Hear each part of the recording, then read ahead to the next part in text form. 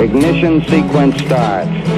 6, 5, 4, 3, 2, 1, 0. Liftoff. We have a liftoff.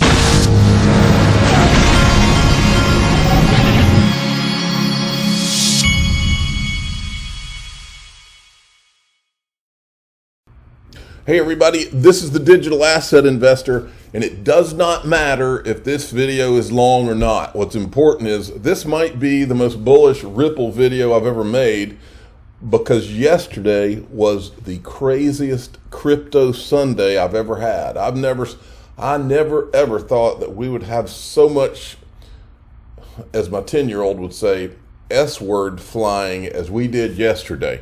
And you're about to see it all. Here we go. But I wanted to remind you that Link2 is the place for accredited investors to get Ripple private equity, because you might want to know that by the end of this video. Now, it's important that I lay out, because some of you have not been here, but some of you have, and it's very important that I lay out what we have witnessed and what Ethgate represents and what we've uncovered over the years. So I put this little tweet together to make people understand what really has just gone on. And I am going to have to play one older video to make you understand what we've watched. And now we got a whistleblower, okay? Not we. There is a whistleblower.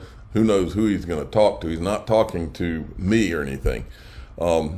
So anyway, so how to create a monopoly, a cartel. And the most famous cartel that we have is not the mafia or anything like that. It's the Federal Reserve. The Federal Reserve was created by the 5 or 6 wealthiest families in the world at the time to create a monopoly on money. That's just the fact, Jack.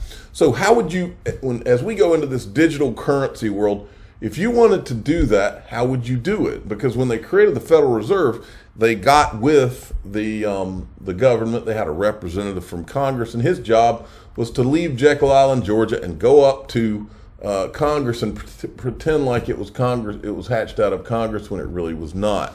It was formed in a room in Jekyll Island, Georgia. Well, how would you create?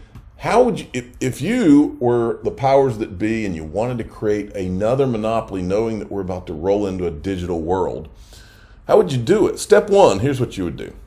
You'd get with the Ethereum guys. You would disguise the Ethereum whales in the ICO. Now, I don't know who the disguised whales are, but I can tell you who was there from the very beginning, because we have that on video. We know that JP Morgan was there because Joseph Lubin said they were there at the very beginning, before the public mainnet launch. I also have video of guys from Andreessen Horowitz saying that Andreessen Horowitz was there at Bitcoin Miami when Vitalik Buterin was announcing the fundraiser they were going to have. So we know Andreessen Horowitz was there from the beginning. We also know that a company that is not out of the United States of America, a company that is from, I won't say the word because here on YouTube we get censored for certain things, but it starts with a C and the company starts with a W, okay? We know for a fact that country and that company was the first investor in Ethereum, or one of the first investors, okay? So first you would disguise the whales in the ICO. Second, you'd work with the government to get Ethereum and Bitcoin a free pass, creating a cartel monopoly. Then you would slam the door on everyone else, Ripple lawsuit, regulatory capture. Number 4, you would do the Ethereum merge, okay? But number 5 is probably the most important agreement. Never, ever, no matter what, let anyone know who those disguised whales were. These are all crucial ingredients. All right? Now, this is what's his name? Griffin, Edward Griffin or something like that. Anyway, he wrote the book, The Creature from Jekyll Island. He's describing here how they created the Federal Reserve cartel. Listen. Well, you asked the question in your book, The Creature from Jekyll Island, what is the Federal Reserve, and what is your answer? Well, what it is, it's a cartel. It's not a government agency. It has the appearance of it being a government agency, and they went to great lengths to give it that facade. It does have the power of government because Congress voted to give the power of enforcement to it. But in its essence, underneath it, it's a cartel. It's nothing different than a banana cartel or an oil cartel or sugar cartel. It happens to be a banking cartel. Money cartel. They got together, they drew up the rules and regulations for their own industry, to self-regulate their own industry. Self-regulate. Remember that word now. Self-regulate their own industry. Cartels do. And then they sent it to Congress, and they took off the label at the top that said banking cartel, and they erased that, and they said Federal Reserve Act. Congress passed it into law, and that's why we think it's a government agency, is because if you don't obey the rules that they set down for their own industry, you go to prison. And so it looks like a government agency. But basically the answer to your question is it's a banking cartel. Now, he specifically said self-regulatory agency, okay? And this is why, the second I heard that, I was like, well, here you go.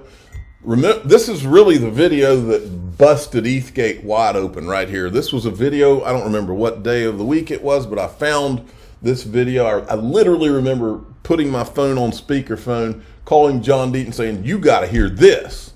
This is when Charles Gasparino in May of 2018 said I don't know if he said he met with them, but he inferred that he met with Lubin and Andrew Keyes from Consensus. Listen to the whole clip, because when I show you all this stuff that Stephen Nerayoff's now saying, it'll all make sense, but you need to understand how this went down. If I can get it to play. Hold on a second. I'm hitting the refresh. We'll see if we can get this thing going. Come on. First, what we can tell you now, because I've been spending a lot of time talking to major players in the cryptocurrency, in the blockchain industry, is that they are starting to come together with a consensus, trying to build together an organizational roots where they can deal with the growing regulation, which is coming from the SEC mainly, where they consider anything that's traded inside a blockchain to be a currency under their oversight. So what we do know, and like I said, been doing a lot of reporting about this, blockchain and cryptocurrency industry is looking to establish a self-regulatory organization along the lines of like NASDAQ and the NYSE. To give it legitimacy. Give it legitimacy and to give it set of parameters and best practices, and also to deal with the regulators, the top regulators, the SEC.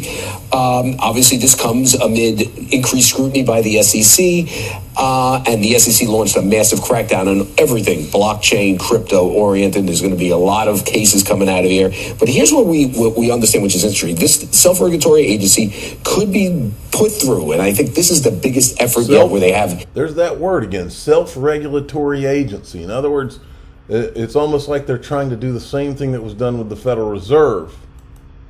But what it ended up in is just Bitcoin and Ethereum having this fake regulatory clarity. White shoe law firms they've hired, something known as the Brooklyn Project. They're going to publish best practices and seek government regulation at some point as an SRO, as something along the lines of the New York Stock Exchange. Oh, kind of like the Federal Reserve Act. And it's created by two, I would say, industry leaders, a guy named Joe Lubin, Andrew Keyes. They're part of something known as Ethereum and Consensus. These are big cryptocurrency blockchain companies. Mm-hmm. They are working on this through this thing known as the Brooklyn Project. They have a lot of sources and friends on Wall Street. This, to me, will be the way that cryptocurrency and blockchain, the technology, gets beyond the sewage rationale. They are going to lead the effort to essentially systematize and rationalize and create a consumer protection organization with blockchain and cryptocurrency, and this is the key thing, because they are working, from what I understand, with the SEC, the CFTC on this, a self-regulatory organization, which will differentiate between stuff that can be regulated as securities, like Bitcoin, and other stuff that you have through blockchain, like computer tech. So basically, you've got all these disguised whales who have this massive ownership, and that behind the scenes, that's why Joseph Lubin has to practice internal transparency. They cannot let you know the consolidation of the ownership. The fact that Ripple was transparent, these same people, the ones that have been pointing at Ripple, oh, you own a lot of it. But okay, well, let's see what you own. How much Ethereum does everybody own? Oh, we can't talk about that. You see how this works? All right, now, here's what, and Wheezy provided this video. The reason, like I put in this, step 4 is the Ethereum merge, and then never let anyone see. Well, here's what Vitalik Buterin says once you have that merge. Wheezy says, and what happens with those whales after the Ethereum switches to proof of stake? If I can get it to play. Let's cooperate here, kids.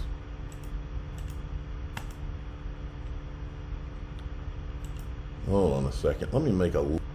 Okay, accidentally stopped recording. Let's see if we can get it to play now. Like if you imagine two people, like Alice and Bob, where Alice has, say, $1,000, Bob has $1 million, then Bob will obviously be able to afford 1,000 times as many governance tokens, right? And so Bob will kind of have the ability to get 1,000 times more influence, which you might say is fine because Bob's 1,000 times bigger than Alice in an economic sense. But at the same time, the amount, basically because the amount of influence that Bob can get is 1,000 times bigger, but the amount of benefit that Bob can get from each unit of influence is also 1,000 times bigger, right? Like if Bob has 1,000 times higher kind of probability of affecting some outcome compared to Alice, but because Bob has more money, Bob also kind of in monetary terms gains or loses 1,000 times more from how each outcome goes, right? And so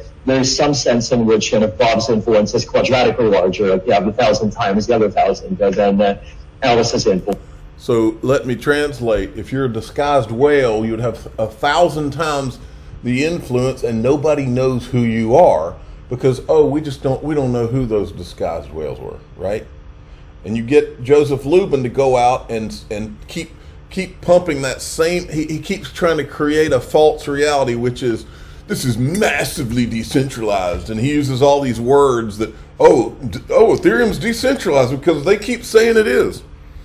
That's what you do. Enter Stephen Nerayoff. Look at this from Mr. Huber. Nerayoff's lawyers say, Stephen Nerayoff was one of the first guys before the Ethereum ICO. His job was to keep them out of prison because their lawyers told them it was going to be an illegal security offering. His lawyers say that their client was put in a van on the day of his arrest and given a clipboard with a list of names of hundreds of top players in the crypto industry, from Ethereum founder Vitalik Buterin to Caitlin Long, the founder and CEO of Custodia Bank, and instructed to give the three-letter agency dirt that would help them make dozens of convictions in exchange for a lighter sentence. In dismissing the case, Judge Brody denied Nerayoff's motion to compel the government to turn over more evidence and records, including the minutes of the grand jury proceedings and Haladi's communication with the investigating agent, making it unlikely that the public will ever see the evidence that could back up Nerayoff's claims that he was set up. But even without the evidence to back up Nerayoff's claims, the fact that the government dropped their case against him after his explosive allegations certainly invites speculation. So here's what went on this weekend, or yesterday. John Deaton had replied to one of his own tweets here. He says, I usually don't share private conversations, but I reached out to Stephen Nerayoff to see if he would come on Crypto Law. I warned him, however, that unlike the SEC or Hinman, I would not give him a free pass on crypto law, as I would ask him tough questions such as the disguised whales and who must have made millions from it. I'll be honest, I assumed Nerayoff was one of them and warned him that if he came on my show, I wouldn't dance around the topic. He told me that he turned down the Ethereum that offered to him, and that he actually spent his own money because he believed in what they attempted to do. I said bullshit. He then responded that I, of all people, should understand why someone would do something he believed in for free. Although I admitted that was a good response, I remained skeptical under an agreement of confidentiality. He showed me proof of his claim, which involved emails with as high up the ETH chain of command as you can get. At some point, I hope to have him on. Folks, if this guy has those kind of emails, just imagine what else he has. And then John's tweeted out later in the day, he said, shit just got real. Because John had said, this tweet of John's, and Stephen Nerayoff says, "I have the map." You getting this yet, folks? He says, "I have." Wait, let me see. Somebody else must have said something for him to reply that I have. Let me see. Maybe John referenced something. Anyway, "I have the map," right? Okay. So let's go back. Let me see where I am. I'm trying to find my tabs here. That. I got that. I have the map. All right. And then to this, I tweeted this out to Stephen Nerayoff. That map of yours wouldn't happen to include any of these folks, would it? Now, this gets interesting because this week on Wednesday is Masari mainnet. And Ryan Selkis is one of those guys who, he's ex-JP Morgan, first of all. Ryan Selkis is one of those guys who now has become a friend of Ripple, and I've always thought he probably saw the writing on the wall. But I think a lot of these people were involved in this game. I'm not saying Ryan Selkis was involved in anything, but I think there were hundreds, if not thousands, of these major crypto pundits who knew what the plan was with Bitcoin and Ethereum. I'm not saying he's one of them, but I'm saying that there were some that I think were involved. Now, look at these two. This is from the Empower list, okay, of their Freedom of Information Act request. I'm not saying these guys did anything. I'm just saying they're on his list.